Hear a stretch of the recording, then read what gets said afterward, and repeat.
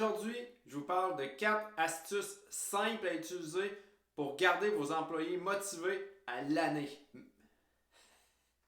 Mais avant de vous dévoiler les 4 gros trucs pour garder motivés vos employés à l'année, la première des choses, prenez qu'est-ce que vous avez fait l'année d'avant, demandez à vos employés qu'est-ce qu'ils ont pensé de tout ce que vous avez fait comme événement ou présentation.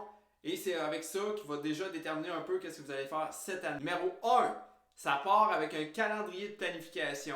Que ce soit des planifications pour des événements, des formations qui s'en viennent, ensuite des publications sur vos réseaux sociaux. Un calendrier de publication va vous aider à laisser motiver vos employés. Comment vous allez prendre votre calendrier, vous allez le mettre dans une salle à break ou quoi que ce soit pour qu'ils voient qu'est-ce qui s'en vient dans le mois prochain pour que déjà qu'ils aient une petite intrigue qui s'en vienne pour eux autres pour dire ok, hey, cool, ça s'en vient ça.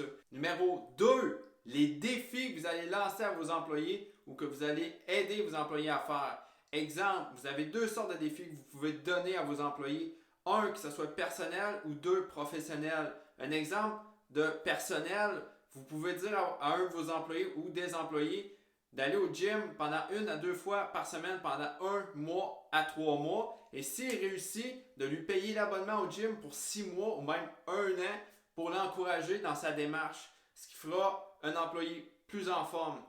Ou même, si on reste dans le mode entraînement, d'aller en salle avec vos employés pour aller faire du spinning, du crossfit. Ça renforce les liens de travail et en même temps que ce soit même le corps qui participe. Déjà, c'est un début. Puis l'effet d'entraînement, c'est hot.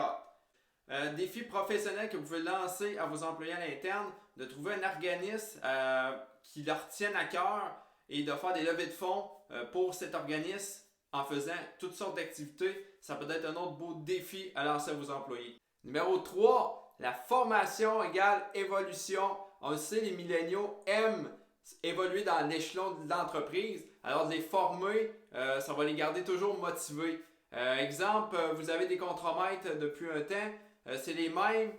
Vous invitez un formateur qui va venir 1 fois à 2 fois par mois, juste pour leur apprendre des nouvelles techniques et que ce soit juste la gestion qui est un petit peu différente.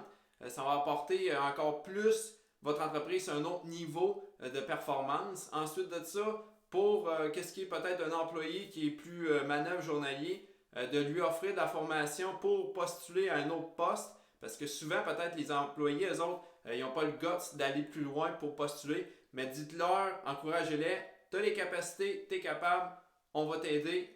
Ça peut être très bon pour garder motivé. Le résultat de ça, de la formation d'évolution, vous allez avoir une entreprise plus performante, puis ils vont savoir que vous pensez à eux.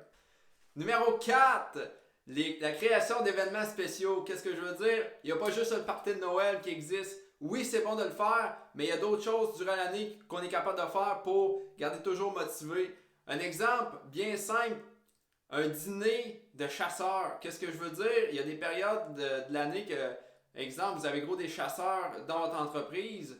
Faites un dîner spécial avec un traiteur qui va amener des choses avec de la viande plus spéciale pour les chasseurs, pour comme montrer que vous pensez à eux. Ça, c'est une très bonne chose.